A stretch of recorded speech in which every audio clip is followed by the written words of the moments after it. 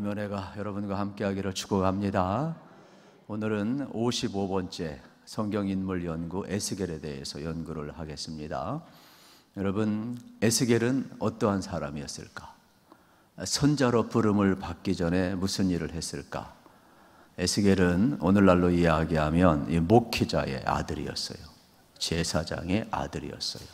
그런데 하나님이 에스겔을 이제 부르는 장면을 보게 됩니다. 그런데 에스겔은 어느 시대의 사람이냐면 6세기의 사람이에요. 6세기. 지금부터 약 3700년 전의 사람이 되겠죠. 6세기는 어떠한 시대이냐? 이스라엘은 완전히 비극의 시대예요. 왜 그러냐면 이미 북이스라엘이 망했어요. 그리고 이제 남유다도 바벨론에서 망하는 겁니다. 바벨론이 1차, 2차, 3차를 침공을 했는데 그걸 이기지를 못해요. 그래서 전부 다 포로로 1차, 2차, 3차 끌려가고, 심지어는 예루살렘 성전도 파괴되고, 심지어는 예루살렘 성전 안에 있는 모든 이 기구들까지도 거룩한 기구 아닙니까? 그런데 전부 다 보물인 줄 알고 바벨론으로 다 여러분 탈취해 갔어요. 이러한 절망의 때에 여러분 포로 가운데서 에스겔을 하나님이 부르고 있는 장면을 이제 보게 되는 것이죠. 그러니까 시대가 어려울 때 하나님은 항상 하나님의 사랑을 찾고 있음을 우리가 볼 수가 있게 되겠습니다. 그러면 에스겔에 대한 내용을 자세히 알기 위해서는 1장 1절부터 3절을 우리가 체크를 해야 돼요. 우리 한번 보도록 하겠습니다. 1장 1절부터 3절을 같이 한번 읽어보겠습니다. 시작. 30째 해 넷째 달 초닷새에 내가 그발강가 사로잡힌 자 중에 있을 때에 하늘이 열리며 하나님의 모습이 내게 보이니 여호와긴 왕이 사로잡힌 지 5년 그 달 초닷새라. 갈대아 땅 그발강가에서 여호와의 말씀이 부시의 아들 제사장 나 에스겔에게 특별히 임하고 여호와의 권능이 내 위에 있으니라. 아멘. 에스겔의 특징이 뭐냐면 정확한 날짜가 있다라는 거예요. 정확한 연도가 있다라는 겁니다. 그러면 좋은 것도 되지만 해석이 어려워요.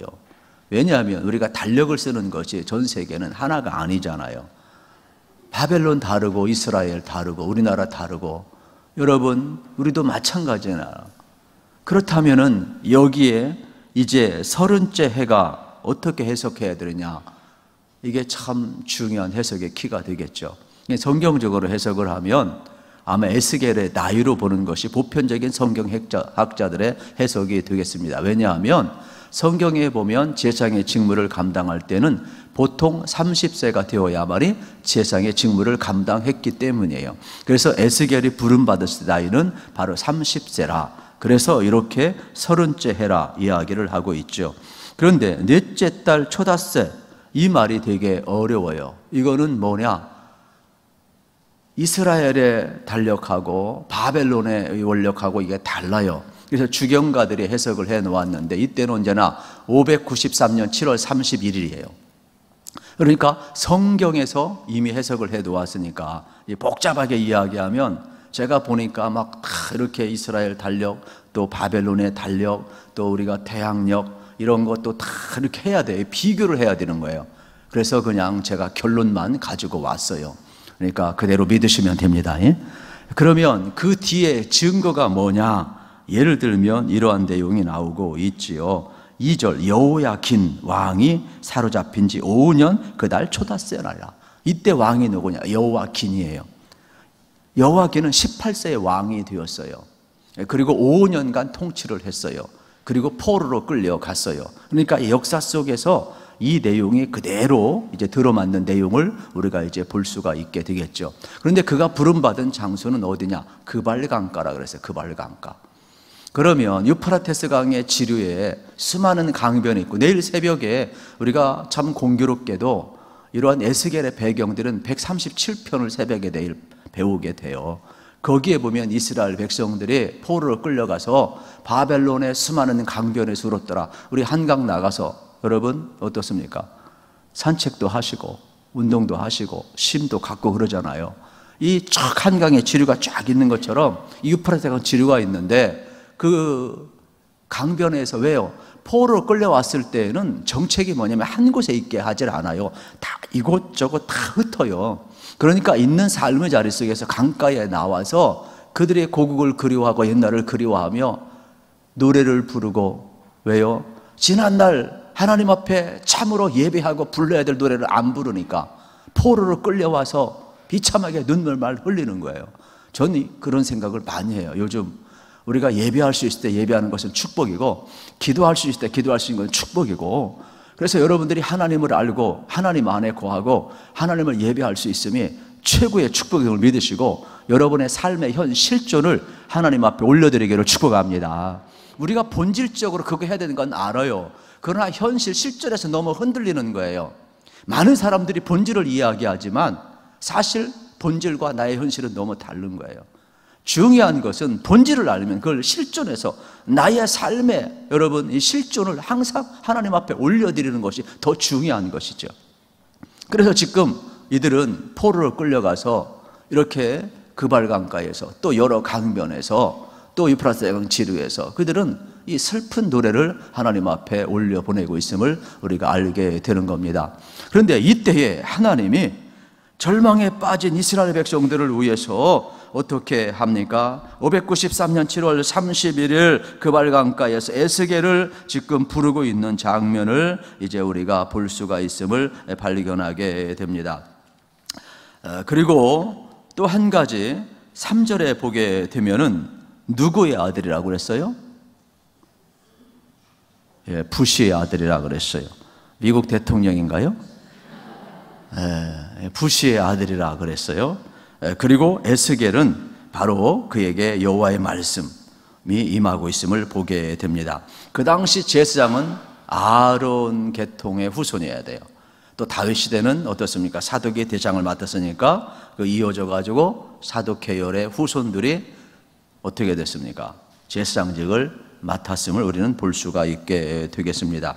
그러면 바벨론이 1차, 2차, 3차 끌고 갔는데 사실 북이스라엘이 먼저 망했거든요. 그러면 남유다는 그 길로 걸어가면 안 돼요.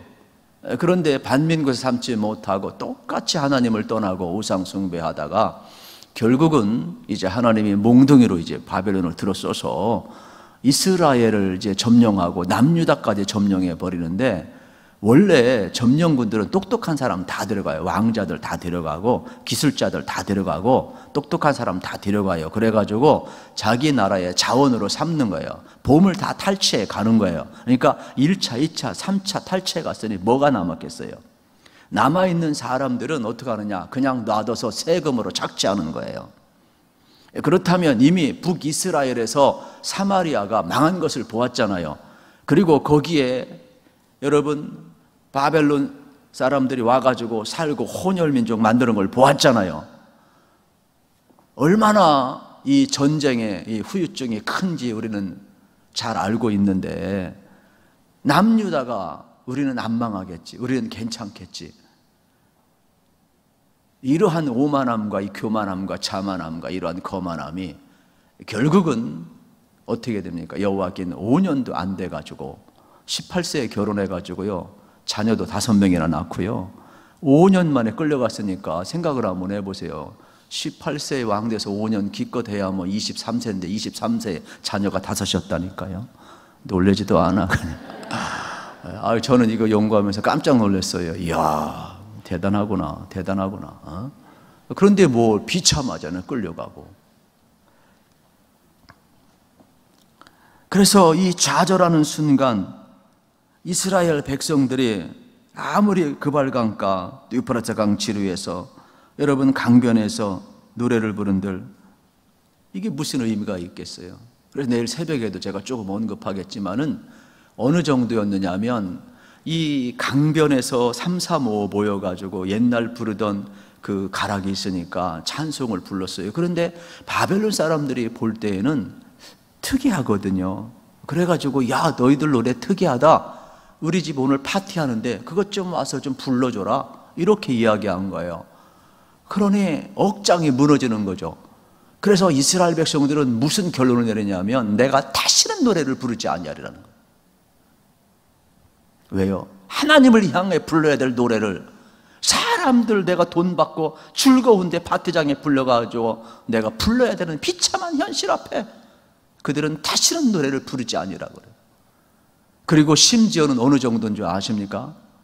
이제 그들이 악기를 연주했어요. 그런데 바벨론 사람들이 보니까 너무 특이하고 좋은 거예요. 그래서 돈 줄 테니까 우리 집에 와서 연주 좀 해달라 이야기라는 거예요. 그때 이들이 다시는 악기를 연주하지 아니라 그래서 그 악기를 버드나무 가지 위에 걸어놨다 그래서 하나님을 위해서 연주해야 될 악기를 내가 너희들 이 비참하게 포로로 끌려온 이곳에서 내가 너희들의 놀이가가 될 줄 아느냐. 다시는 악기를 연주하지 않겠다. 이러한 절망의 시대에 하나님이 포로 가운데서요 부른 게 누구냐? 에스겔이에요. 에스겔. 이 절망의 땅에서. 이게 593년 7월 31일이 되겠지요. 그러면서 하나님이 지금 말씀하고 있음을 발견하게 됩니다. 그런데 오늘 짧은 시간 안에 이 에스겔을 전한다는 게 내가 준비해 보니까 되게 무리예요. 그래서 에스겔의 특징을 먼저 말씀을 드리면 제사장의 아들이었고 목회자의 아들이었고 두 번째로 그는 아주 독특하게 하나님의 말씀을 전할 때에 우리처럼 전하지 않았어요. 아주 독특하게 퍼포먼스에 전부 다 그냥 행위의 예수라는 것처럼 전부 다 퍼포먼스로 전하고 있음을 보게 됩니다. 그러한 내용들이 이제 계속해서 이제 3장부터 끝까지 나오고 있는 장면을 이제 볼 수가 있게 되겠습니다. 어쨌든 오늘 본문을 택했으니까 본문을 조금 언급을 하면 1절에 보면은 이러한 내용이 나와요. 하나님이 에스겔에게 소명을 주시면서 내 발로 일어서라. 하나님은요 오늘 절망에 빠진 우리들에게 동일하게 말씀하셔요. 내 발로 일어서라. 일어설 수 없으니까 2절에 보게 되면은 여러분 이렇게 표현해요. 에스겔은 여호와의 영이 내게 임하사 나를 일으키셨도다. 이게 중요한 것 같아요. 여호와의 영이 내게 임하사. 그러니까 하나님이 일으키셨다라는 거죠. 물론 1장에 보면 하나님의 영광의 빛 가운데 네 생물이 나타나고 그러면서 정말로 하나님의 영광 중 에스겔을 부르는 장면이 나와요. 그럼에도 불구하고 스스로 일어설 수가 없는 거예요. 워낙 여러분 포로로 끌려갖고 이 절망의 자리에서 하나님의 부름을 받았지만은 어떻게 이 패역한 백성을 향하여 하나님의 말씀을 전해야 할지 감당할 수가 없는 거예요. 그래서 하나님의 영이 와서 하나님이 이때 593년 7월 31일 날 에스겔을 불러일으켰다. 이러한 내용을 우리가 지금 볼 수가 있는 내용이 되겠지요. 저는 오늘도 마찬가지라고 생각합니다. 개인적으로 힘들고 어려워도 하나님은 하나님의 때에 천하 범사의 때와 기한이 있다고 그랬어요. 여러분 내가 지금 절망하고 있지 하나님이 절망하는 게 아니에요. 환경이 어려운 것이지 하나님의 능력이 없는 게 아니에요. 하나님은 여러분의 불가능한 상황에도 하나님의 때에 역사하셔서 여러분 어떡합니까? 일으켜 세울 줄로 믿습니다. 그래서 하나님의 영이 임하면 불가능도 가능한 거예요. 우리에게 중요한 것은 하나님의 때와 나의 때가 맞아야 되는 것이죠. 그래서 천하의 범사의 때와 기한이 있다는 말씀을 우리는 항상 기억하며 살았으면 좋겠습니다. 그만큼 하나님의 때에 다시금 살리시고 심으시고 세워주고 있음을 발견할 수가 있습니다. 저는 여러분들의 많은 기도 제목이 있을 겁니다. 인생을 살다 보면 또 목회도 하다 보면 여러분 낙심될 때도 있고 힘들 때가 있어요. 그러나 그때에도 여러분 포기하지 마시고 성령님을 의지하시기를 축복합니다. 왜냐하면 에스겔의 상황은 우리하고 게임이 안 돼요. 그런데도 하나님의 영이 오셔서 부르시고 일어나라 말씀하시고 하나님의 영이 나를 일으켰다라고 고백을 하잖아요. 그렇다면 오히려 나의 절망의 자리는 하나님이 일하시는 타이밍이 될 수가 있는 거예요. 그러므로 끝까지 성령님 의지하시고 하나님이 나를 통해 역사하시고 일하실 수 있기를 우리 주님의 이름으로 축복합니다. 그러면 하나님께서 이렇게 세우셔서 맨 먼저 전한 말씀이 뭐냐? 3절이 되겠지요. 우리 같이 3절 말씀을 같이 한번 읽어보겠습니다. 에스겔서 여러분 2장 3절이 되겠습니다. 시작. 내게 이르시되 인자야 내가 너를 이스라엘 자손 곧 패역한 백성 나를 배반하는 자에게 보내노라. 그들과 그 조상들이 내게 범죄하여 오늘까지 이르렀나니. 여러분 패역한 백성 나를 배반한 백성에게 보낸대요. 그런데 그냥 패역하고 배반하는 것이 아니라 하나님을 떠나고 하나님 앞에 예배하지도 않고 하나님 말씀 순종도 안 하는데 얼굴이 얼마나 뻔뻔한지 몰라요. 그래서 4절을 보세요. 이 자손은 얼굴이 뻔뻔하고 마음이 굳은 자니라. 그런데도 내가 너를 그들에게 보내노니 너는 그들에게 이르기를 주 여호와의 말씀이 이러하시다 하라. 여러분, 오늘 우리도 마찬가지예요. 지금도 여러분 불가능점 여러가 불가피하게 우리가 전도할 수밖에 없고 또 주님 오시는 그날까지 전도해야 하지만은 여러분이 찾아가는 사람은 여러분 가서 전도지 당장 받는 사람이 아니에요. 정말로 마음이 다치고 얼굴이 뻔뻔하고 전도지를 던지고 거부해도 아무 죄책감이 없는 사람들 앞에 가는 거예요, 여러분. 그러니까 여러분의 전도 대상자가 만만한 사람이라고 생각해서는 안 되는 거예요. 항상 여기 에스겔 선자도 마찬가지죠. 그런데 놀라운 일은 뭔지 아십니까? 하나님은요, 우리로 하여금 이걸 좋은 측면에서 수치를 당해도 수치를 여기지 않도록 우리를 담대하게 만드셔요. 복음을 전하다가 여러분 우리가 거부당했을 때 얼마나 힘들고 어렵겠습니까? 그러나 오히려 그것을 영광으로 바꿔주는 분이 누구냐? 우리 하나님이세요. 여러분, 사람 앞에 수주어 말도 못하는 사람이 하나님이 역사하시면 담대해서 전도제 나눠주고 예수 믿으세요 하고 교회 오세요 이야기하고 할 수 있다라고 이야기하고 불가능한 것도 하나님 앞에 가지고 나아가는 담대함이 있는 것을 여러분 알으셔야 되는 거예요. 그러니까 굳은 마음만 뻔뻔한 게 아니라 우리의 연약함 속에서 하나님은 강하게 하셔서 그러한 수치를 부끄러워하지 않게 하고 담대하게 만드는 능력이 있음을 우리는 믿으셔야 되는 겁니다. 그래서 에스겔로 하여금 여러분 생각해 보세요. 포로로 끌려갔고 이미 백성은 다 패역했고 하나님을 떠난 사람들이에요. 그리고 절망에 빠졌어요. 그들에게 무슨 메시지가 여러분 전달이 될 수가 있겠어요? 그런데 하나님은 가래요. 그들이 안 들을 거다. 그래도 너는 가야 한다. 왜냐하면 그들이 돌아오길 원하는 하나님의 뜻이 있기 때문에 그런 것 아니겠습니까? 그러니까 선지자의 메시지는 책망과 심판의 메시지가 될 수밖에 없음을 우리는 알게 되는 겁니다. 그러면 생각해 보세요. 이미 마음도 패역했고 듣지도 않고 하나님 떠난 사람이고 그러다 보니까 선지자가 복디다 할 수가 없잖아요. 돌아오라고 이야기하고 여러분 어떻게 됩니까? 촌철살인의 말을 전해야 되는 것이고 그래서 이 패역한 세대를 책망하고 권고하고 돌아올 수 있도록 해야 되잖아요. 그러니까 이게 둘이 부딪히는 거예요. 굳은 마음하고 이 심판의 메시지와 이 책망의 메시지가 부딪히게 되는 것이죠. 그러면 선지자에게 돌아오는 것은 뭐예요? 핍박이에요. 그걸 알면서도 하나님은 보내고 있는 장면을 우리는 알게 돼요. 예수님도 제자를 파송할 때 여러분 누가복음에 보게 되면 70인을 파송할 때 뭐라고 그랬어요? 내가 양을 이리 가운데 보냄과 같도다 그랬어요. 그러면서 너희는 어떻게 했어요? 비둘기같이 순결하고 뱀같이 지혜롭고 내가 너와 함께 할 것이다 담대하라고 말씀하는 장면을 우리가 기억을 하고 있잖아요. 그렇습니다. 큰 기대는 하지 않지만 하나님은 에스겔을 부르시고 뻔뻔한 그들에게 보내고 있는 장면을 우리가 항상 잊지 않았으면 좋겠습니다. 왜냐하면 오늘 우리가 하는 이 전도 현장도 똑같아요.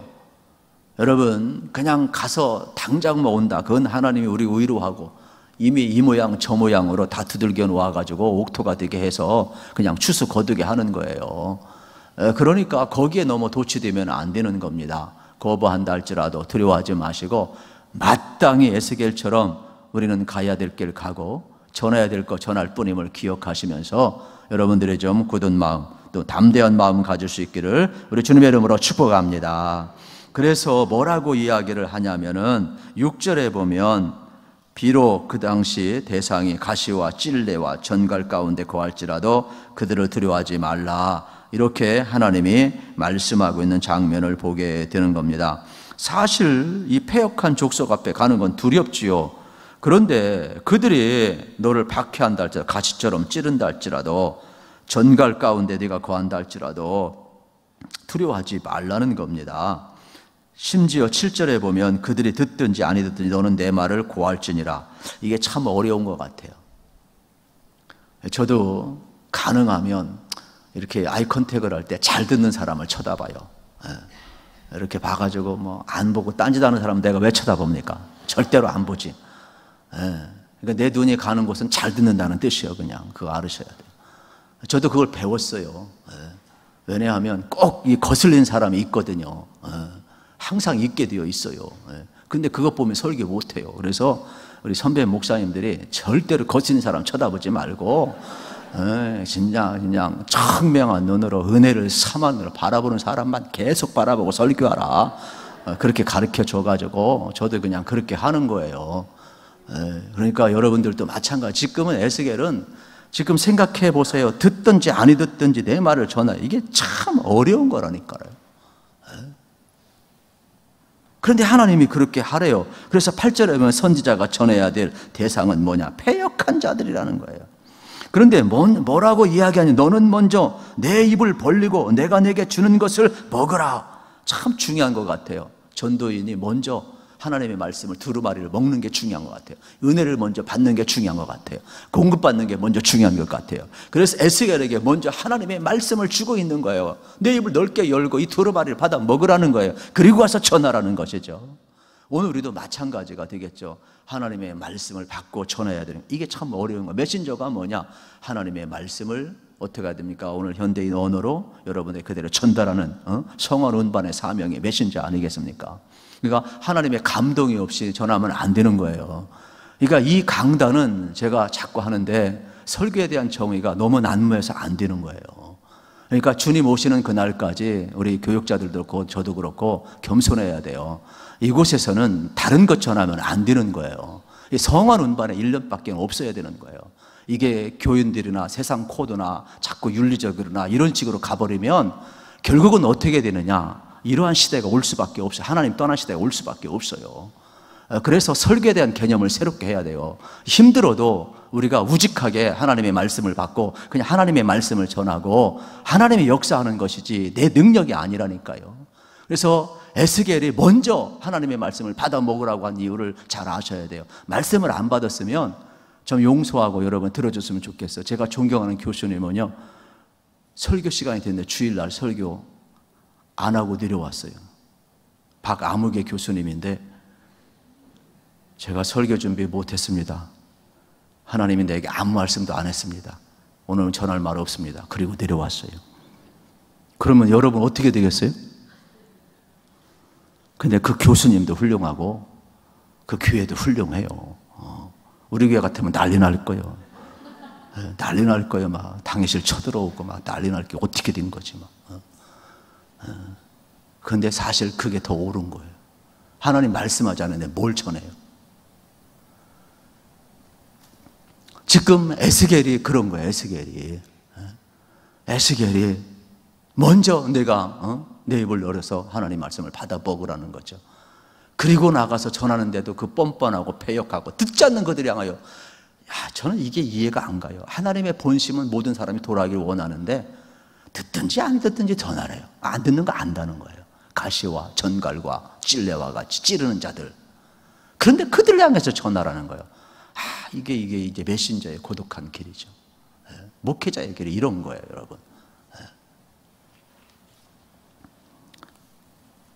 문제는 이 패역한 세대를 향해서 전하는데 9절 10절에 보게 되면은 에스겔 선지자에게 준 두루마리 책을 여러분 받고 그 위에 애가와 애곡과 재앙의 말을 기록하고 있음을 보게 되는 겁니다. 이게 괴로운 거예요. 우리 메신저들도 여러분에게 웃음을 주고 싶고 위로하고 싶고 격려하고 싶고, 어떤 사람은 그래요. 또 세상에서 지치고 힘들었는데 교회까지 와서 뭐 책망받아야 되느냐. 인간적으로는 그 말이 맞아요. 틀린 말 아니에요. 위로하기도 바쁘다. 맞는 말이에요. 저도 상담하고 했지만은 뭐 다 그거 좋은 거예요. 그거 나쁜 건 아니에요. 그러나 본질은 아니에요. 여러분 어떻게 지금 하나님의 말씀을 전하는데 여기 애가와 애곡과 재앙의 말을 선지자가 할 수 있습니까? 그러면은 패역한 세대를 향하여서 복되다 해야 됩니까? 예수님도 그랬고 세례 예언자가 첫 마디가 뭔지 아십니까? 회개하라, 천국이 가까웠다는 겁니다. 그러니까 본질은 거기에 있지 않아요. 결국 우리가 타락하는 이유는 뭐냐? 사람의 사슬, 사람의 길을 즐겁게 하다 보니까 자꾸 어려운 시대로 가고 있는 거예요. 이스라엘 백성이 이렇게 된 것이죠.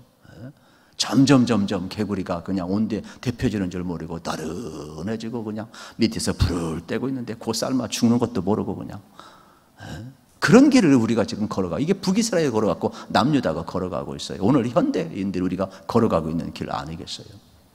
전 그래서 여러분들이 목사한테 은혜 받으려고 하지 마시고 성경 많이 읽으시길 축복합니다. 제가 요즘 깨닫는 게 소망은 성경밖에 없구나. 너무 설교에 목숨 걸지 마세요. 제발 부탁합니다. 조미료가 너무 많아요, 여러분. 건강에 해로워요. 그러니까 성경 많이 읽으시고 성경 묵상하시고 성경 가까이 하시고 하나님의 말씀을 통해 음성을 듣는 훈련을 자꾸 하시기를 축복합니다. 그래서 여러분이 정말로 순수한 하나님의 말씀을 먼저 먹어야 돼요.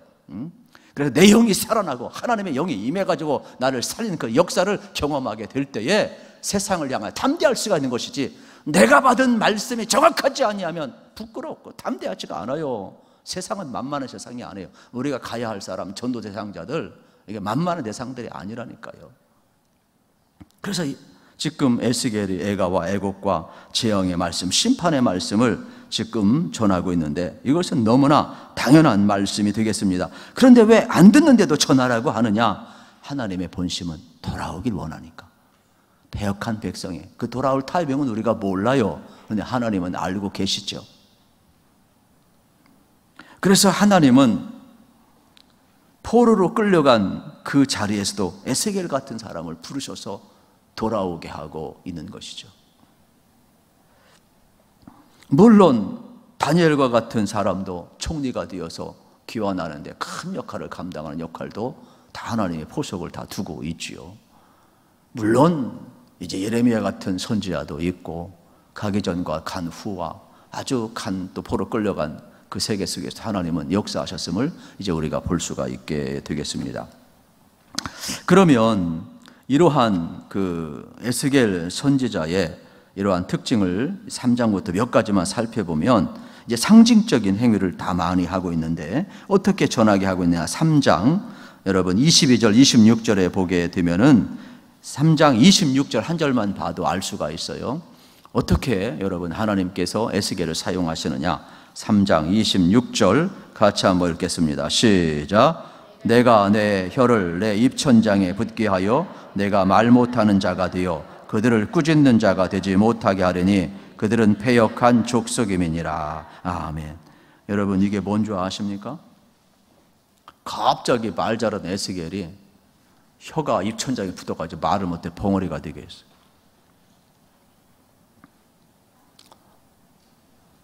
우리가 이 사건 많이 기억을 하죠. 사가랴와 엘리사벳 기억하시죠? 엘리사벳은 임신할 수 없는 여인이에요. 그런데 하나님은 어떻습니까? 마리아에게 성령을 잉태하기 전에 이미 6개월 전에 엘리사벳에게 세례 요한을 잉태케 하잖아요. 그리고 그의 남편, 이게 어찌된 일인가 믿지 못하니까 어떻게 해서 사가랴 벙어리 만들잖아요. 날 때까지.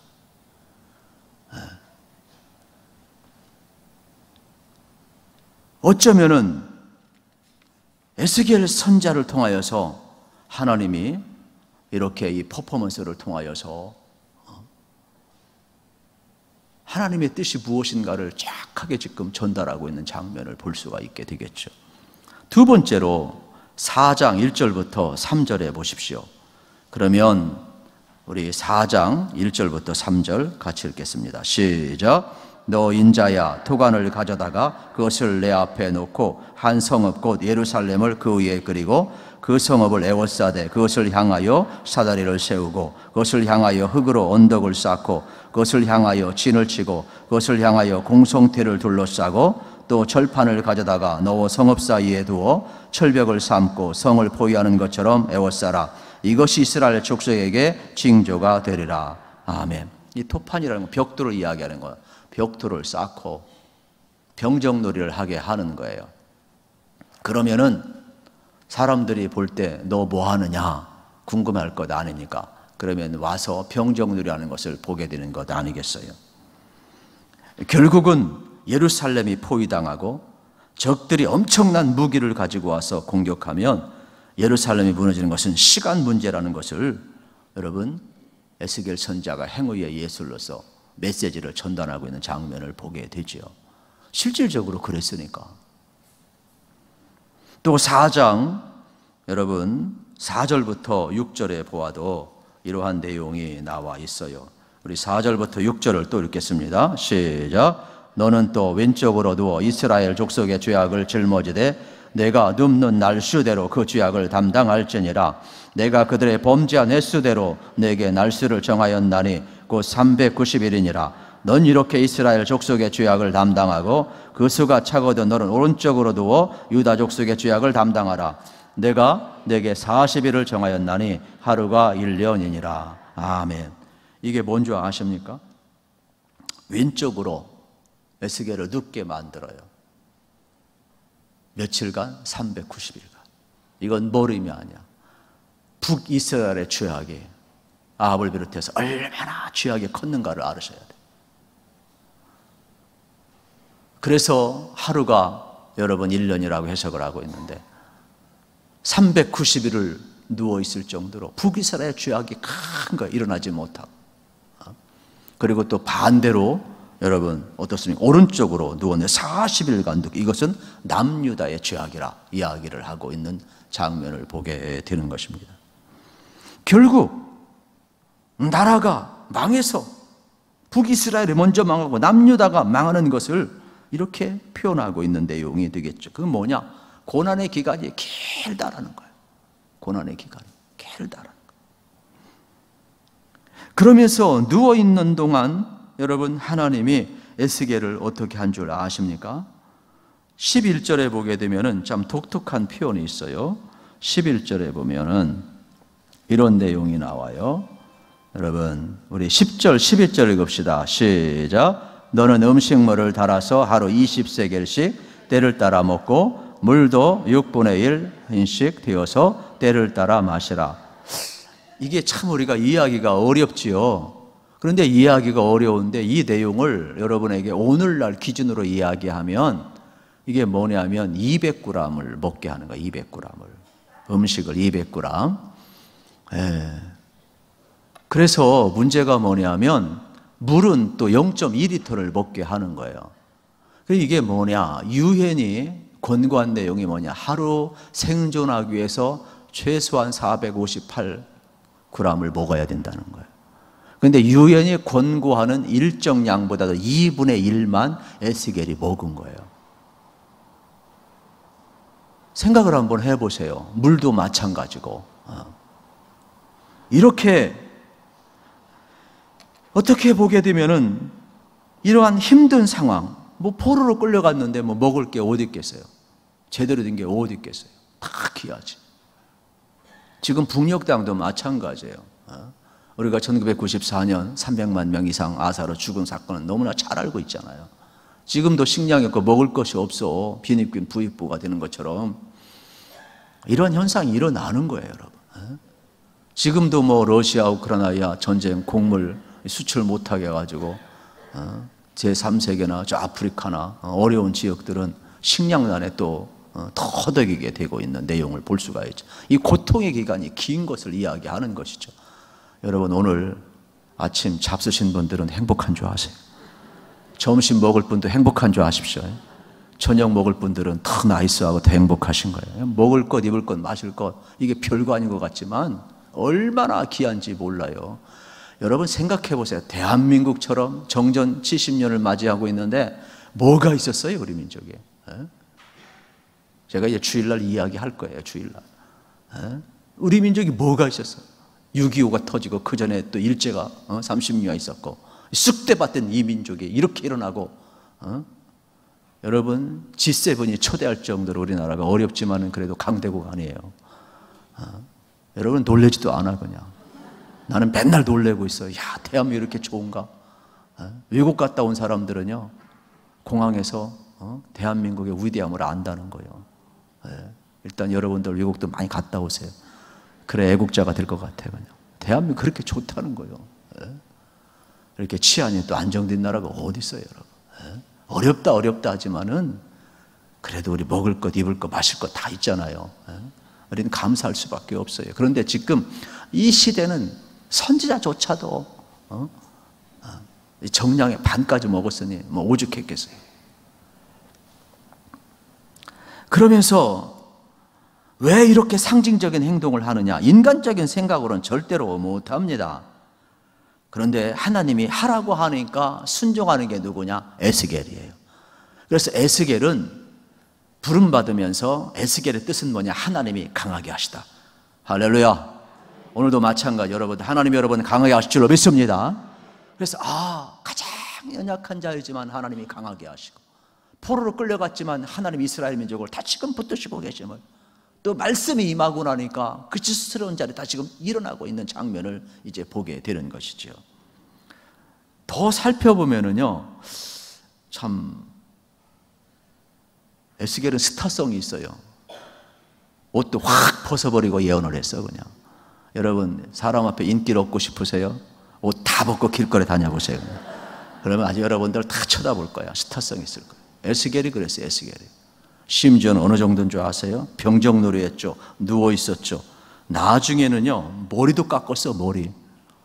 어떤 사람이 그래요. 정 목사님 다른 건 안 부러운데 머리카락이 부럽대. 그냥. 그러지 마시고, 우리 어떤 성도님들은 또 자꾸 가발을 하거든요. 가발 절대로 아닙니다.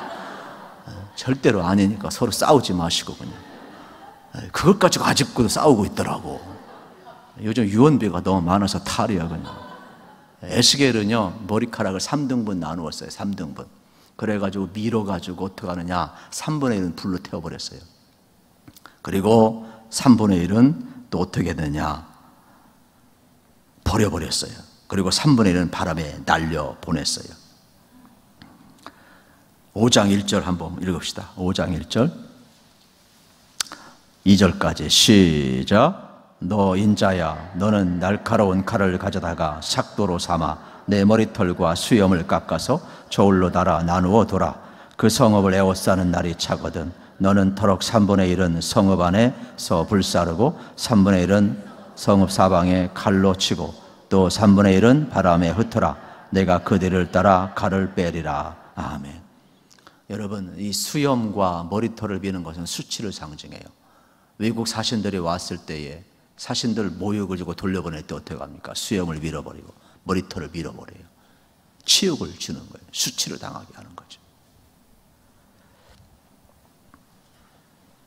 지금 이스라엘 백성이 당할 수치를 에스겔이 이렇게 상징적으로 보여주고 있는 장면을 보는 거예요. 예고편이라고 저는 생각을 해요. 예고편.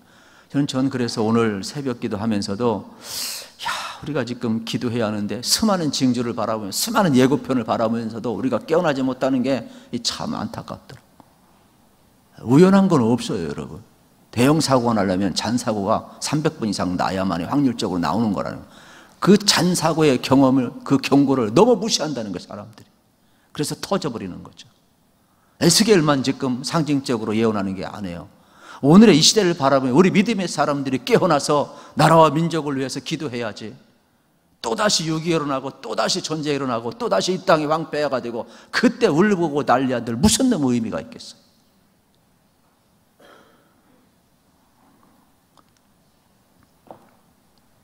그래서 에스겔 선자는 상징적으로 예언한 선제라는 것을 여러분이 기억하시고 이 시대에 벌어진 일들을 바라보면서 여러분들이 좀 깨어날 수 있기를 우리 주님의 이름으로 축복합니다. 또 하나 에스겔 선자는 이 공정부양의 대가예요. 허경영이 아닙니다. 절대로. 공정부양의 대가인데 하나님이 에스겔의 머리채를 딱 잡아가지고 들어 올렸어요. 그래서 예루살렘이 보이는 거예요. 그리고 이스라엘 백성들이 은밀하게 행했던 모든 죄가 하나님이 보여주시니까 다 보이는 거예요. 눈뜨고 볼 수가 없어. 하나님의 백성이라고 하면서 제정이라고 하면서 성전 안에서 은밀한 곳에서 행하는 이 모든 일들. 우리나라 청소년도 마찬가지잖아요. 여러분, 청소년들이 여러분 집에서 안 본다고? 아니에요, 여러분. 어제 뉴스를 보다가 내가 뭘 봤더라. 그런 게 있던데 무슨 방? 근데 노래방 들어가가지고 이렇게 갇힌 방에 들어가지고 젊은 애들이 막 이게 노래하고 노는 데가 있더라고요. 이게 타락의 장소라는 거예요. 타락의 장소. 아무래도 이게 안 된다는 거예요. 왜 뭐 이게 모텔이나 호텔 갈 수는 없으니까 그냥 그러한 노래방 그런 데 들어가 가지고서는, 젊은 애들이 요즘은 뭐 학교 교육도 그렇고 다 그렇잖아요. 자기 성을 추구할 권리가 있다고 그래가지고, 아유 뭐 이게 뭐 주민등록증도 안 나온 애들이에요. 그러니 뭐 우리 사회가 어디까지 갔는가를 알아야 되겠죠. 지금 8장 3절 한번 볼까요? 자꾸 이런 이야기하면 마음이 아파가지고. 8장 3절 봅시다. 시작. 그가 손 같은 것을 펴서 내 머리털 한 모습을 잡으며 주의 영이 나를 들어 전지 사이로 올리시고 하나님의 환상 가운데 나를 이끌어 예루살렘으로 가서 안뜰로 들어가는 북향한 문에 이르시니 거기에는 질투의 우상 곧 질투를 일어나게 하는 우상의 자리가 있는 곳이라. 이스라엘의 하나님의 영광이 거기에 있는데 내가 들에서 본 모습과 같더라. 6절 읽읍시다. 6절 시작. 그가 또 내게 이르시되 인자야 이스라엘 족속이 행하는 일을 보느냐? 그들이 여기에서 크게 가증한 일을 행하여 나를 내 성소를 멀리 떠나게 하였느니라. 너는 다시 다른 큰 가증한 일을 보리라 하시더라. 하나님이 보여주시니까 보는 거예요. 마음이 얼마나 아팠겠어요. 왜 이스라엘이 포로로 끌려왔는가를 에스겔은 알게 된 거죠. 이 회개망측한 것을 지금 보고 있음을 보게 되는 겁니다. 하나님이 보여주실 때 에스겔은 가슴이 무너졌어요. 어떻게 이럴 수 있을까? 오늘도 마찬가지예요. 하나님은 우리 안고 일어섬을 여러분 다 보고 계신다는 것을 기억하시고, 여러분들이 다시 한번 하나님 앞에 살아가는 겸손함이 주어지기를 우리 주님의 이름으로 축복합니다. 그리고 다시금 에스겔을 들어 올립니다. 그러면서 그발강가에서 여러분 하나님이 왔다 갔다 하시면 다시금 다 보여주는 장면을 이제 볼 수가 있게 되겠습니다. 그래서 하나님은 에스겔을 여러분 얼마나 귀하게 여겼던지 이러한 포르기에서도 함께 하시고 그를 또 부르시고 또 말씀을 주시고 보게 하시고 듣게 하시고 말하게 하셔서 하나님의 일을 대행하고 있음을 우리가 볼 수가 있게 되겠습니다. 저도 그렇고 여러분도 그렇고 그저 기도할 때 하나님 함께 해주시고 하나님과 함께 하나님과 보고 하나님과 말하고 하나님과 행할 수 있는 은혜가 주어지기를 축복합니다. 그리고 에스겔 선지자가 훌륭한 것은 뭐냐? 포로의 현장에서 백성들과 함께 했다라는 거예요. 가장 위대한 예언자, 함께 하는 것보다 위대한 건 없어요, 여러분. 그래서 이건 내일 새벽에 제가 언급을 하도록 하겠습니다. 고난받는 사람들과 더불어 목회하고 예언한 에스겔이 되겠습니다. 그런데 독특한 표현 하나 여러분에게 언급해 주고 싶은데 24장 16절 읽고 끝냅시다. 24장 16절.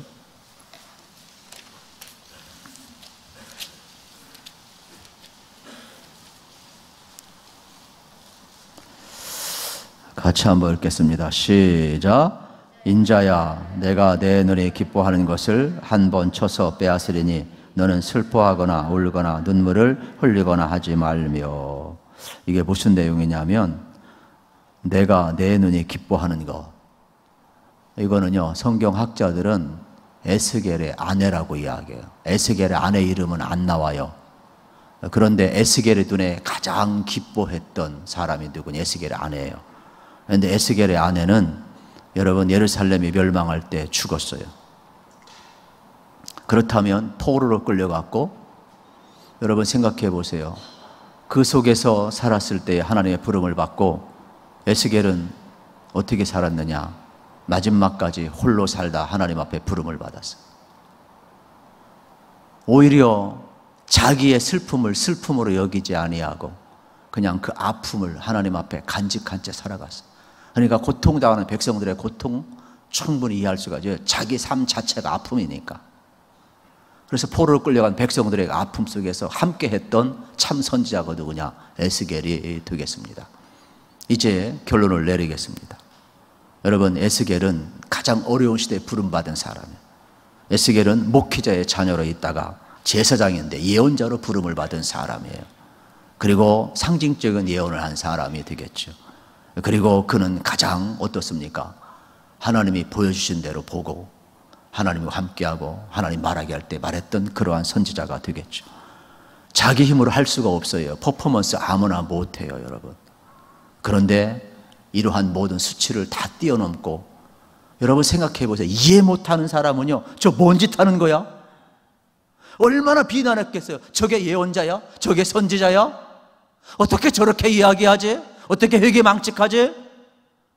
못합니다, 인간의 힘으로는.